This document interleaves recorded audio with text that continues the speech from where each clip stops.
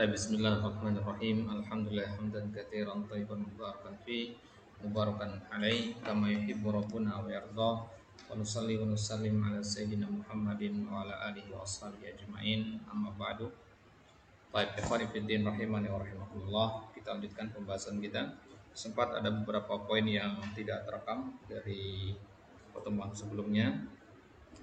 Ya, jadi secara ringkas di pertemuan sebelumnya kita sudah membahas tentang dua keistimewaan dan dua kekurangan dari thariqah yang pertama, yaitu thariqatul mutakallimin.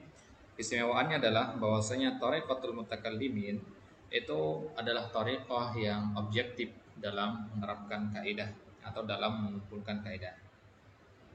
Baik. Nah, kemudian keistimewaan yang kedua bahwasanya thariqatul mutakallimin ini adalah thariqah yang sifatnya teoritis. Ya, sehingga pembahasan usulinya, pembahasan kaidahnya adalah pembahasan yang sangat mendalam sekali. Jadi bahasa gampangnya begini, kalau kita ingin menguasai kaidah secara sempurna, maka ya pelajarilah ya kitab-kitab yang disusun dengan metode al-mutakallimin.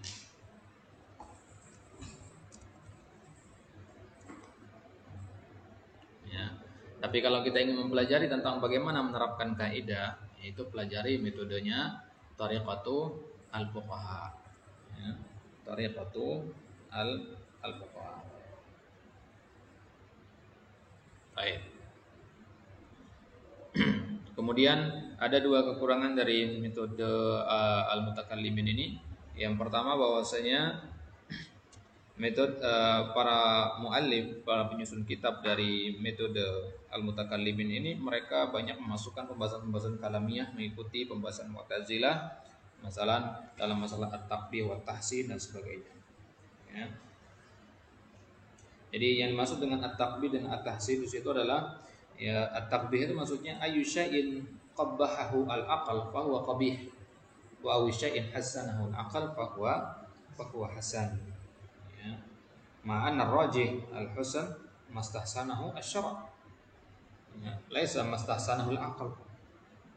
Jadi pantaslah kita namakan thariqah ini dengan thariqatul mutakallimin karena memang sangat erat sekali pengagungan terhadap akal dalam masalah ini. Makanya para ulama banyak menyusun kitab-kitab tentang manzilatul akal fil Islam. Ya, kedudukan akal itu di mana dalam Islam.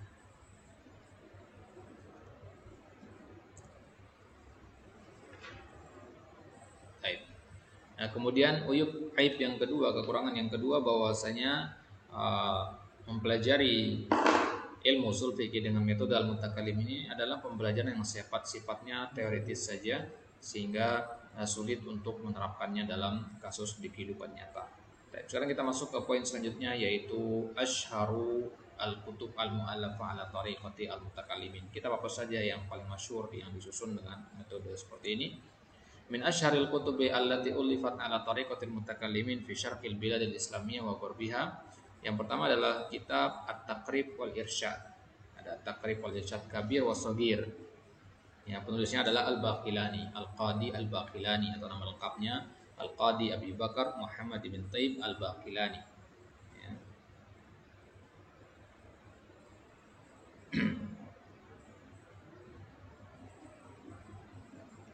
Baik. Al-Mutawaffa sana 403 was-Saghiru tubiya bi tahqiq Dr. Abdul Hamid ibn Ali Abu Sanid wal Baqilani Maliki al-Madhab. Ya, Al-Baqilani al-Maliki. Baik, ulama abad keempat. Kemudian yang kedua kitab Al-Umad, Al-Qadi Abdul Jabbar ibn Ahmad Al-Hamadani Al-Asadi Abadi Abul Hasan Al-Mu'tazili Al-Mutawaffa sana 415 wa huwa mafqud. Ya, kitab Al-Umad ini sudah hilang dari peredaran, kitab yang tidak ditemukan manuskripnya sampai sekarang.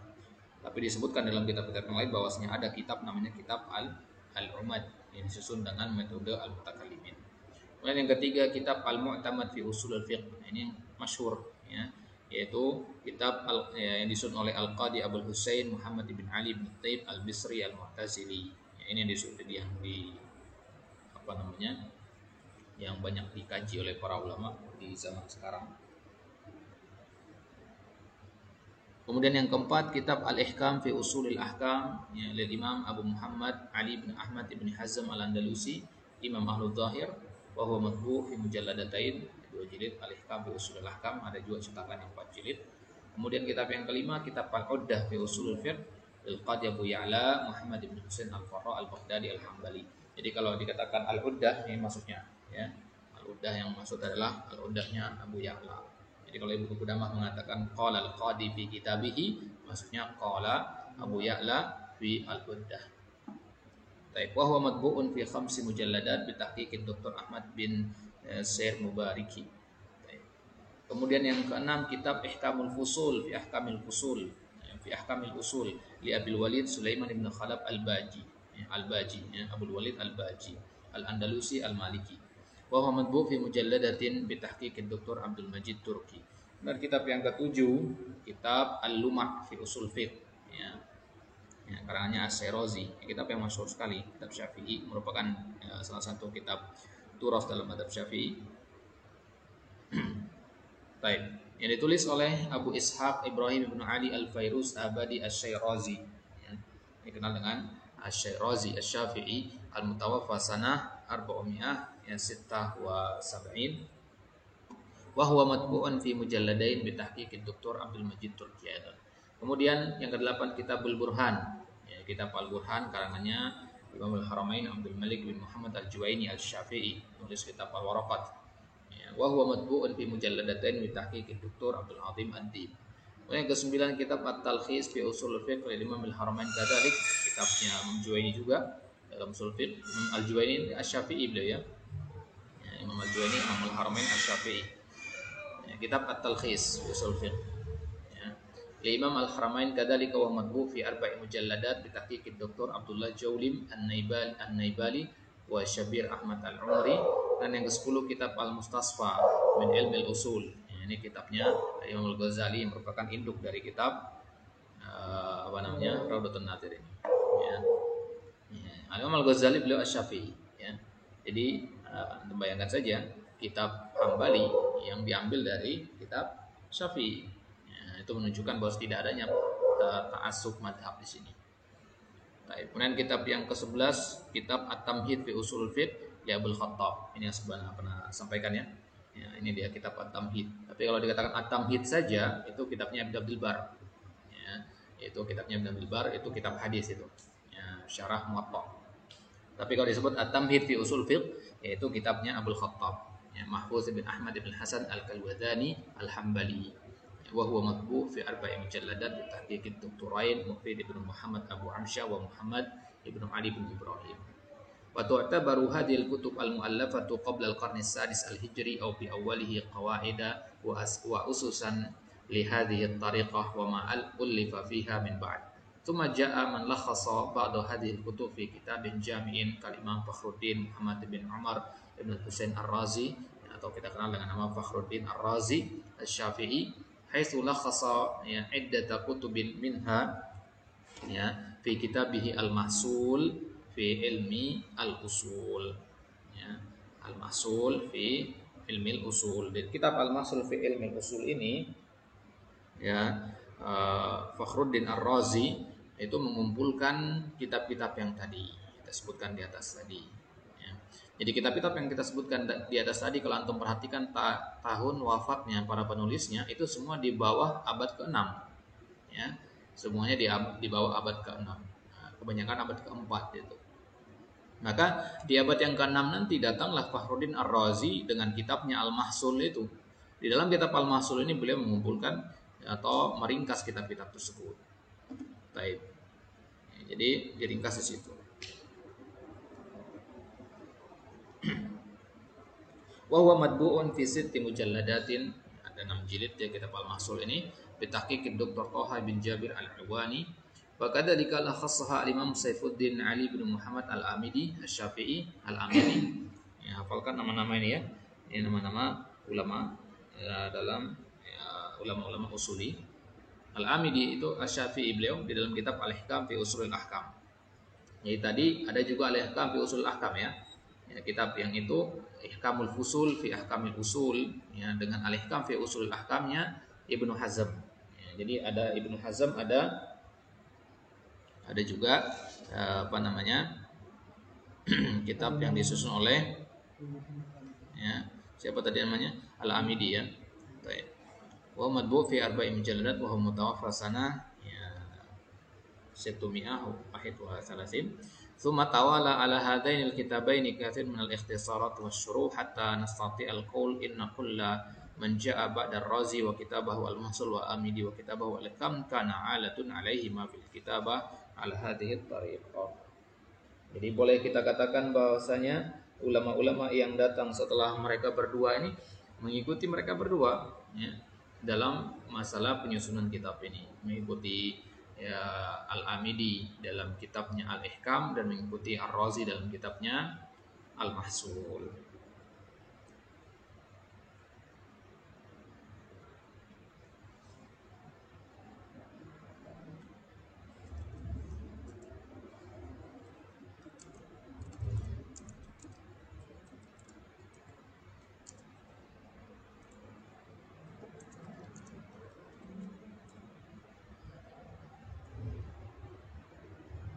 Baik. Nah, jadi dua kitab ini merupakan kitab yang merangkum dari 11 kitab yang kita sebutkan tadi dari abad sebelumnya. Baik.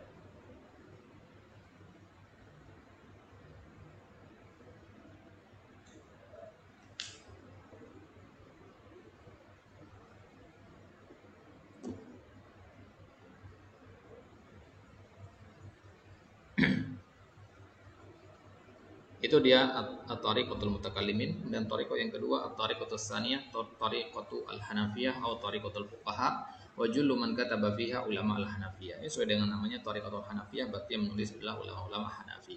Mayyizatu tariqatul hanafiyah, awalan tamtazu hadhihi tariqah bi taqriril qaidah al-usuliyah min khilalil masail al-far'iyyah. Ini perbedaan antara tariqah al-fuqaha dengan tariqah al-mutakallimin. Tariqah al-fuqaha itu mereka mentakril kaidah usuliyah dari atau dengan cara menerapkannya kepada al-masail al-far'iyyah. Ya, al-manqula an a'immatil madzhab al-hanafil awail. Mereka mengambil dengan cara menerapkan kaidah-kaidah itu setelah menyesuaikan dengan perkataan-perkataan yang dinukilkan dari imam mazhab Hanafi generasi pertama. Muhammad bin Hasan Asy-Syaibani misalkan murid seniornya Imam Abu Hanifah. Jadi ulama-ulama yang seperti itulah ulama-ulama generasi awal dari mazhab Hanafi, itulah yang dijadikan sebagai rujukan. Kemudian kaidah diterapkan di atas perkataan mereka. Wahyatil kal qawaid allati yu'taqadu bi anna a'immatal madhhab saru 'alaiha fi ijtihadatihim hina istinbatil masail al-fiqhiyah al-manqul anhum. Jadi bukan berarti ulama Hanafi ini mereka mendewakan ucapan imam mereka, tidak. Mereka itu ini kita ngomong ulama Hanafi generasi kedua, ketiga dan seterusnya ya. Jadi ulama-ulama generasi kedua, ketiga dan seterusnya, mereka mengambil kaidah-kaidah yang ada atau yang pernah diasaskan, pernah disusun oleh ulama-ulama Hanafi pendahulu mereka. Itu maksudnya ya. Dan mereka hanya fokus di situ. Mereka fokusnya di situ, di di kaidah-kaidah yang ditetapkan oleh imam-imam mazhab mereka saja. Beda dengan mazhab atau thariqatul mutakallimin. Kalau mereka itu melihat ada kaidah, mereka bikinkan kaidah, tidak melihat kepada ada apa tidaknya perkataan imam dalam masalah itu. Jadi tanpa perlu melihat kepada pendapat a'immatul mazhab. Tapi kalau al-Hanafiyah tidak, perkataan a'immatul mazhab itu yang pokok. Tapi dari sisi ini jangan kita melihat ini berarti kekurangan dong. Enggak, ini keistimewaan. Kenapa? Ya wajar mereka seperti itu karena memang dilihat dari sejarahnya kan mazhab Abu Hanifah ini mazhab yang pertama kan. Dia mazhab yang paling tua gitu. Jadi wajar karena pemimpin-pemimpin mazhab mereka, bahkan Imam Abu Hanifah sendiri kan pernah bertemu dengan para sahabat, diantaranya Anas bin Malik. Terus sebagian riwayat beliau pernah bertemu dengan Anas bin Malik. Jadi dekat sekali dengan generasi sahabat. Baik. Haitsu inna immatal hanafiyah lam yatruku qawaida usuliyatan mudawwanatan wa inna ma taraku masail fiqhiyatan katsiratan mutanawwi'ah. Makanya kitab-kitab ya fikih ya generasi pertama dari mazhab Abu Hanifah ya itu mereka tidak menyebutkan kaidah dalam masalah ini begini, kaidah masalah ini begini, tidak, tapi mereka menyebutkan permasalahan ya, permasalahan hikayah istilahnya yang disebutkan di situ misalkan dalam kitab-kitab generasi pertama ya ada kasus begini begini begini maka hukumnya begini, dalilnya begini ya, jadi kasus per kasus gitu ya, nggak ada kaidah tertentu. Nah, kemudian ulama generasi kedua ketiga mereka lah yang menyusun kaidah berdasarkan kasus dalam yang telah ditetapkan oleh ulama-ulama generasi pertama, gitu dia maksudnya ya. Wa inna ma taraku masaila fiqhiyah katsira mutanawwi'ah wa ba'du qawaid mansurah baina sanaya hadhil furu' fa'amada man jaa'a ba'dahum ila tilkal furu' al-mudawwanah wa jama'ul mutasyabiha minha ba'dahu ila ba'din. Maka kemudian kasus-kasus yang memiliki kemiripan itu dikelompokkan sama pengikutnya di generasi selanjutnya. Kasus-kasus yang punya jenis sama itu disatukan, satu folder begitu ya. Nah, jadi dibeda-bedakan. Wastakhlasu minhal qawaida wad dawabit wa ja'aluha usulan li madhhabihim. Kemudian setelah mereka kelompokkan, mereka akhirnya mengekstrak kaidah-kaidah dari ya, permasalahan sifatnya parsial itu. Mereka melihat apa kemiripan permasalahan tersebut. Oh, permasalahan yang ini kemiripan dan permasalahan yang ini dalam masalah al-istihsan, al-baqa'u makana ala makana misalkan. Akhirnya mereka menyimpulkan kaidah itu. Kemudian mereka jadikan sebagai usul dalam mazhab mereka. Li'ayyidu bihal furu' al-manqul an aimatihim. Jadi kaidah yang mereka ekstrak itu adalah untuk mendukung permasalahan atau ucapan imam mereka di generasi yang pertama. Itu maksudnya. Jadi kaidah itu yang mereka jadikan sebagai pendukung, ya bukan sebagai bukan sebagai sesuatu yang apa istilahnya, sesuatu yang awal ada begitu. Baik. Walitakuna lahum aunan ala istinbati ahkamil hawaditsil jadidati allati lam ya'rid laha immatuhum fi ijtihadatihim sabiqah. Nah, itu dia. Itu menjadi pendukung bagi mereka untuk istinbat hukum-hukum yang sifatnya kontemporer ya, yang belum disebutkan oleh ulama-ulama atau imam-imam mazhab mereka di zaman-zaman sebelumnya. Itu keistimewaan dari tariqah al-fuqaha yang pertama. Kemudian yang kedua, wa natijatul lidzalika ittasamat kutubul usul al-maktubah ala hadhihi at-tariqah bi kasratil amtsilah wasyawahid min al-furu' al-fiqhiyah. Hasilnya apa sekarang? Ya, hasilnya bahwasanya ya, kitab-kitab usul ya, yang menggunakan metode al-Hanafiyah atau metode al-Fuqaha ini kaya dengan contoh-contoh dan syawahid yang berbentuk furu-furu fikih. Nah, jadi kalau kita melihat contoh kasus per kasus ya buka kutub-kutub mereka. Maksudnya ya. Nah, sekarang permasalahannya ya, kasus itu kan terjadi sesuai dengan perkembangan zaman. Nah, sedangkan mazhab Abu Hanifah ini mazhab awal sekali. Nah, berarti kalau dibandingkan dengan kasus zaman sekarang kan jauh lebih sedikit. Berarti banyak masalah-masalah zaman sekarang ini yang nggak ada dalam kitab-kitab tersebut contohnya. Nanti ya. Jadi ya ini bisa bernilai plus atau minus dari sisi ini. Baik. Faidatu dirasati hadhihi tariqah. Kalau kita ingin mempelajari tariqah al-fuqaha ini, apa sih faedah yang bisa kita dapatkan atau nilai plusnya itu apa? Inna dirasatal usul ala tariqatil hanafiyah hiya dirasatun fiqhiyatun kulliyatun muqaranah laisa bainal furu' bal baina usuliha. Ya. Jadi dirasah yang sifatnya muqaranah. Ya, muqaranah itu komparatif. Ya, dirasah fiqhiyah yang sifatnya komparatif. Ya. Laisa bainal furu', bukan mengkomparasi di antara furu' dengan furu', tidak, tapi antara usul dengan usul. Nah, gini maksudnya. Ulama Hanafi generasi pertama sudah membuat masalah-masalah. Ya, kasus-kasus masalah yang kita masukkan itu adalah kasus-kasus. Ya, kasus per kasus. Mereka sudah menyusun ini kasus. Sudah banyak kasus. Kemudian ulama-ulama generasi selanjutnya banyak kan mereka ini. Ya, kasus-kasus tadi mereka kumpulkan dalam kitab mereka, kemudian mereka ekstrak kaidahnya begini. Ya. Kemudian ulama yang lain ya, mengekstrak kasus yang sama, kemudian kaidah yang lain, beda dengan kaidah yang pertama. Maka sekarang ini berarti ya adalah muqaranah antara kaidah dengan kaidah, bukan antara furu' dengan furu' tadi. Gitu. Ya. Ya kalau bahasa gampangnya perbedaan antara mutakallimin sama fuqaha ini adalah kalau mutakallimin itu istilahnya dari atas ke bawah. Ya, kaidah ke pendapat imam, ya, furu itu maksudnya. Pendapat imam itu furu. Ya. Kalau Thariqah Al-Hanafiyah ini sebaliknya dari bawah ke atas gitu, dari pendapat para imam, dari situ mereka mengambil kaidah. Ya, kalau al Thariqatul Jumhur itu kan sebaliknya, mereka mengambil ya dari dalail, dari barohin, kemudian mereka terapkan atas qaul-qaulnya. Gitu. Baik. Nah, jadi ada gambaran perbedaannya nih ya, jelas sekali perbedaannya. Ya. Fala yuhibul qari'u fi juz'iyati la dhabita laha bal yata'ammaku fil kulliyat allati dhabbata biha istinbatul juz'iyat fa hiya tariqatun nadhariyatun tatbiqiyah. Ya, berarti ini bukan hanya nazari mereka ini, tapi juga tatbiqi, karena mereka mengekstrak kaidah itu dari sesuatu yang sifatnya tatbiqi. Wa dirasatul usul biha ajda 'ala darisi wal faqih min at-tariqah an-nadhariyah al-bahtah. Maka di sini lebih syadid, lebih bermanfaat gitu ya. Kalau dilihat dari sisi mutakallimin itu hanya nadhariyah saja. Ya, jadi thariqah al-fuqaha menang dari sisi ini. Ya, dia tidak hanya nadhariyah tapi juga ya tatbiqiyah. Ngerti beda antara nadhariyah sama tatbiqiyah ini? Nadhariyah itu ya teoritis, ya, tatbiqiyah itu bahasa kita praktis ya. Baik. Kemudian ma yu'khadhu ala hadhihi tariqah. Ya. Ma yu'khadhu ala hadhihi tariqah maksudnya adalah apa aib dari tariqah ini, kekurangan dari tariqah ini.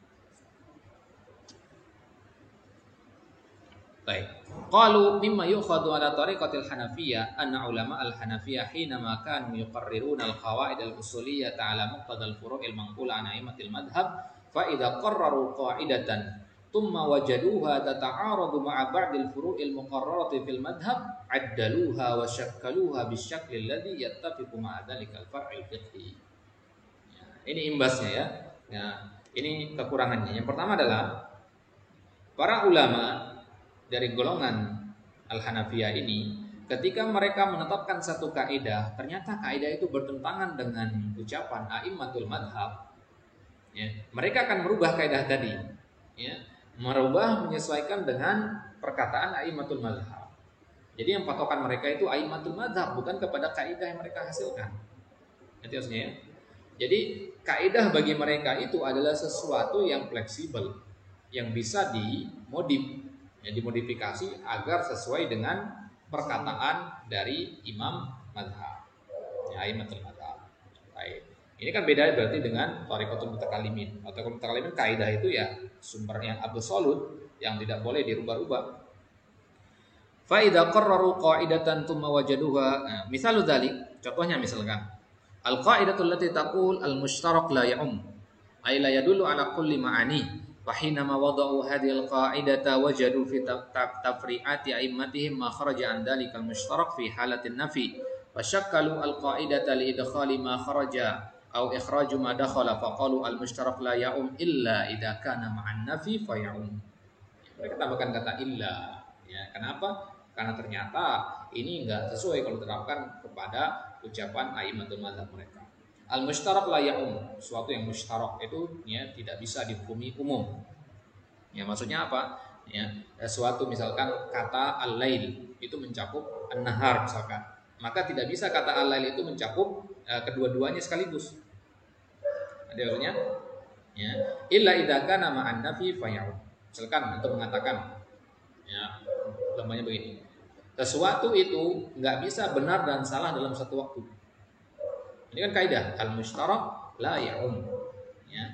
Sesuatu yang mushtarak ada benar, ada salah. Kalau kita katakan benar, nggak mungkin salah. Kalau kita katakan salah, nggak mungkin benar. Ya. Tapi ya, ini kan kaidah sudah sepakati. Ya. Mereka katakan al-mushtarak la ya'um illa idza kana ma'an nafi, kecuali kalau ada penafian.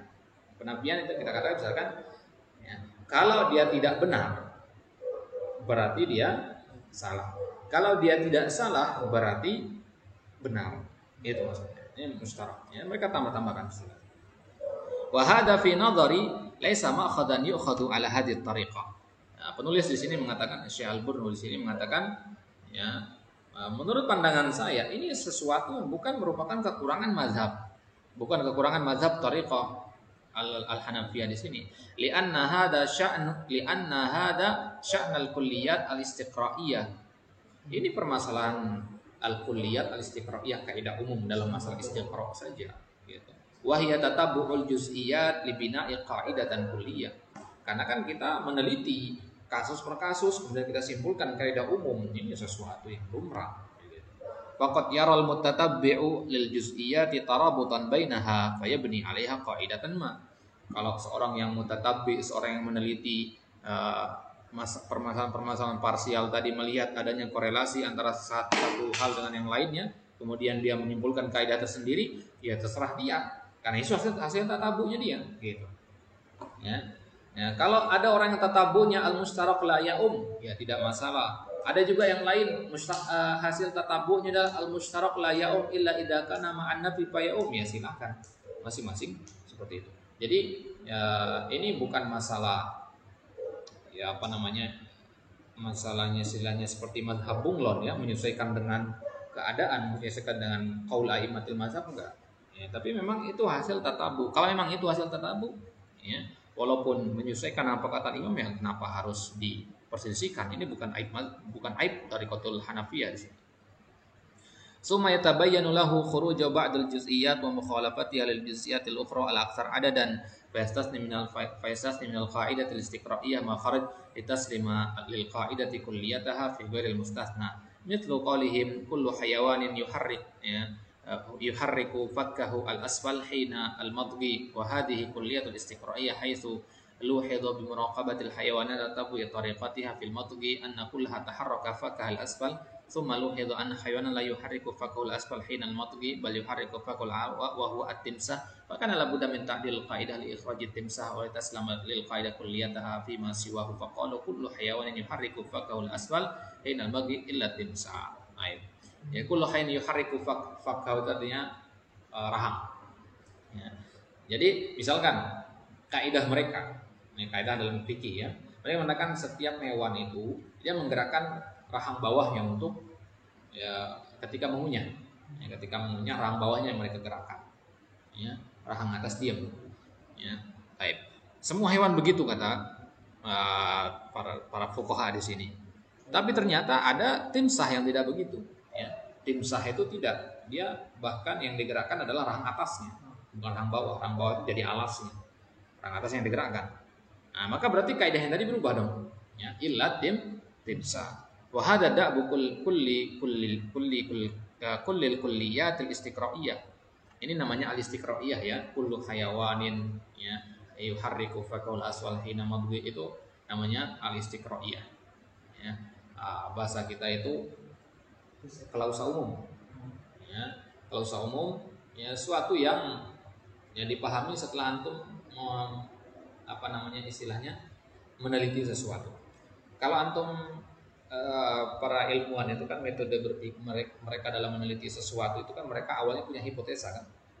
Hipotesa, misalkan sebelum mereka terjun ke lapangan atau mulai penelitian, mereka punya hipotesa. Itu yang mereka uji nanti. Hipotesa mana yang benar, hipotesa mana yang digugur, yang dieliminasikan, dan seterusnya. Nah, sekarang, ya, dalam menetapkan hipotesa-hipotesa itu, ya, kita butuh alat-alat, sarana-sarana yang kemudian hasilnya apa? Hasilnya adalah kalau kita sudah punya hipotesa, kita simpulkan, oh ternyata setiap hewan itu begini. Nah, itu kesimpulannya. Ya, setelah kita punya kesimpulan ini, konklusinya sudah dapat, nah, maka kemudian konklusi tadi itulah yang kita pakai. Ya, kemudian konklusi yang sudah kita dapatkan itu, kemudian ada orang yang meneliti kembali konklusi tadi, ya, meneliti di medan yang sama dengan hipotesa yang sama, dan dia menyimpulkan ada pengecualian dari konklusi yang antum pernah dapatkan. Akhirnya apa? Direvisilah konklusi yang antum dapatkan di awal itu. Dan revisi konklusi seperti itu merupakan da'bu kullil kulliyat istiqra'iyah. Itu merupakan da'bun. Da'bun itu artinya kebiasaan. Itu adalah sesuatu yang lumrah, gitu maksudnya. Ya, jadi kaidah al-istiqraiyah itu kemudian dirubah-rubah, itu adalah sesuatu yang normal dalam dunia ilmiah. Ya, nggak ada kaidah yang baku. Makanya kan pernah kita sampaikan ada kaidah ya, kullu qaidatun lahu laha mustasnayat. Setiap kaidah itu pasti ada pengecualiannya. Berarti nggak ada kaidah yang benar-benar baku, itu nggak ada. Ya, kecuali satu kaidah Allah satu, itu kaidah yang ya absolut sampai akhir zaman. Tapi kaidah-kaidah lain tidak. Wala yu'tabaru zalika maqadan 'alal qaidah. Maka ini bukan termasuk aib dalam kaidah ini. Bukan suatu yang merupakan kekurangan kaidah, kekurangan apa namanya thariqah al-Hanafiyah di sini. Baik. Kemudian kita apa saja yang disusun dalam dengan menggunakan thariqah al-Hanafiyah, insyaallah taala akan kita ambil di kesempatan selanjutnya. Wallahu taala alam wa sallallahu ala nabiyina Muhammadin wa ala alihi wasallam wa akhiru da'wana alhamdulillahi rabbil alamin.